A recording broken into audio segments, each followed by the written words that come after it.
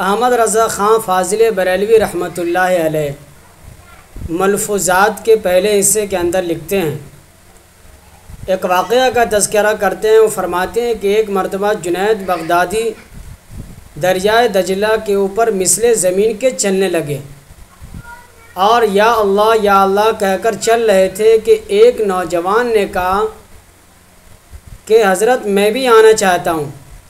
تو جنید بغدادی نے یہ کہا کہ تو یا جنید کہتا ہوا چلا۔ چنانچہ وہ جو نوجوان یا جنید کہتا ہوا دریائے دجلہ کے اوپر مثل زمین کے چلنے لگا۔ جب بیچ کے اندر پہنچتا ہے تو وہ نوجوان کے دل کے اندر خیال آتا ہے۔ حضرت لکھتے ہیں کہ نوجوان کے کو یہ وسوسہ شیطان لعین کی طرف سے آتا ہے کہ تو حضرت جنید بغدادی تجھے یا جنید کہنے وہ کہہ رہے ہیں اور خود یا اللہ کہہ رہے ہیں۔ چنانچہ نوجوان جیسے ہی یا اللہ کہتا ہے وہ دریا کے اندر ڈوبنے لگتا ہے۔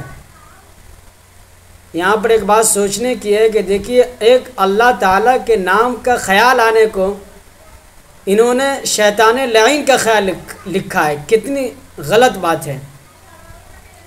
بہرحال اب جب وہ نوجوان ڈوبنے لگتا ہے تو حضرت جنید کہتے ہیں کہ نوجوان کہتا ہے کہ اب میں چلا حضرت۔ تو جنید بغدادی کہتے ہیں کہ تو پھر کا یا جنید، اور وہ نوجوان یا جنید کہتا ہے اور دریائے دجلہ کے پھر اوپر آ جاتا ہے۔ اوپر آنے کے بعد پھر وہ چلنے لگتا ہے تو جنید بغدادی اسے کہتے ہیں کہ ابھی تو جنید تک پہنچا ہی نہیں اور اللہ تک رسائی کر رہا ہے۔ میرے دوستو، اس واقعے کے ذکر کرنے کا مطلب یہ ہے کہ دیکھیے امام احمد رضا خان نے کتنی بڑی غلط بات لکھی ہے اور ان کے بزرگوں کی کیسی کرم فرمائی ہے کہ یا اللہ کہنے کی بنا پر ایک آدمی زمین کی دریائے دجلہ کے اندر ڈوبنے لگ رہا ہے اور یا جنید کہنے کی بنا پر چلنے لگ رہا ہے۔ یہ سب کہاں کے بزرگ تھے، مجھے تو سمجھ میں نہیں آتا۔ یہ بزرگ، میں تو آج کہتا ہوں کہ آج بھی کوئی ایسا بزرگ تو ہوگا ہی جس کا نام لے کر اگر بولے تو آج یا جنید کا نام لے کر اپن کیا دریائے دجلہ تو کیا بغل کے اپنے نالے کو پاس کر لیں، بتا دے کوئی آدمی آ کر کے۔ ایسے بزرگوں کی ایسی کہانی ان لوگوں نے گڑھ رکھی ہے نا کہ جس کا کچھ حد نہیں۔ حضرت عمر فاروق رضی اللہ تعالیٰ عنہ نے حضرت امیر معاویہ رضی اللہ تعالیٰ عنہ کو کتنے سالوں تک بحری بیڑا بنانے کو نہیں کہا، کیونکہ انہوں نے یہ بات سن رکھی تھی کہ بحری بیڑا اگر غرق ہوتا ہے تو سبوں کو غرق کر دیتا ہے۔ چنانچہ انہوں نے اجازت نہیں دی اور کہا کہ سمندر سے سفر نہیں کرو بلکہ خشکی کے راستے سے سفر کرو۔ اگر حضرت عمر فاروق رضی اللہ تعالیٰ عنہ کو معلوم ہوتا کہ ایسے بزرگ دنیا میں آئیں گے تو وہ بھی یا عمر فاروق کہہ کر پاس ہو جاتے یا، لیکن ایسا نہیں ہوا۔ امام ترمذی رحمۃ اللہ علیہ نے ترمذی شریف کے اندر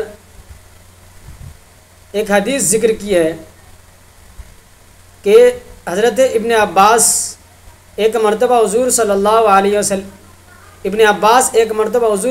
علیہ وسلم کے ساتھ گھوڑے پر سوار تھے۔ تو حضور نے کہا، اے میرے بیٹے، تو اللہ تعالیٰ کے احکام کی حفاظت کر، اللہ تعالیٰ تیری حفاظت کرے گا۔ اس کے آگے حضور صلی اللہ علیہ وسلم نے ارشاد فرمایا، اذا سألت فاسأل اللہ، کہ تجھے جب بھی کچھ مانگنا ہو تو ایک اللہ تعالیٰ سے مانگا کر، ایک اللہ تعالیٰ کے علاوہ کسی سے مانگا نہیں کر، اور جب تجھے مدد طلب کرنا ہو تو ایک اللہ سے مدد طلب کر، اذا استعنت فاستعن باللہ۔ آج حضور صلی اللہ علیہ وسلم وہاں پر یہ کہہ سکتے تھے کہ تو میری اطاعت کر، کیونکہ اللہ تبارک و تعالیٰ نے فرمایا ہے من یطیع الرسول فقد اطاع اللہ، کہ جو اللہ کے رسول کی اطاعت کرتا ہے تو گویا وہ اللہ کی اطاعت کرتا ہے۔ لیکن حضور صلی اللہ علیہ وسلم نے یہ بات نہیں کی، بلکہ اللہ کے احکام کی حفاظت کرنے کو کہا۔ اور یہ بزرگ کیا کہہ رہے ہیں؟ اپنے نام کا تذکرہ کرنے کو تو تم دریائے دجلہ پار کر جاؤ گے۔ بتاؤ کتنی غلط غلط چیزیں بزرگوں نے رائج کر دی ہے، اور ہمارے علماء نے کیسی کیسی چیزیں دین کے اندر شامل کر دی ہے۔ یہ کتنی بڑی گستاخی ہے جو امام احمد رضا خان فاضل بریلوی نے لکھی ہے، اور ایک اللہ تعالیٰ کی وحدانیت کے اندر ایسے ایسے واقعہ کو تذکرہ کیا ہے۔ بتاؤ، اس لیے میرے محترم بزرگوں دوستو، یہ سب چیزیں نہیں ہونی چاہیے۔ ایک اللہ تبارک و تعالیٰ پر یقین رکھے اور آقا مدنی صلی اللہ علیہ وسلم پر یقین رکھے۔ قرآن و حدیث ہی اصل دین ہے، قرآن دین ہے اور حضور صلی اللہ علیہ وسلم کی حدیث دین ہے۔ یہ بزرگ کے طریقے ہمارے لیے ماڈل نہیں ہیں۔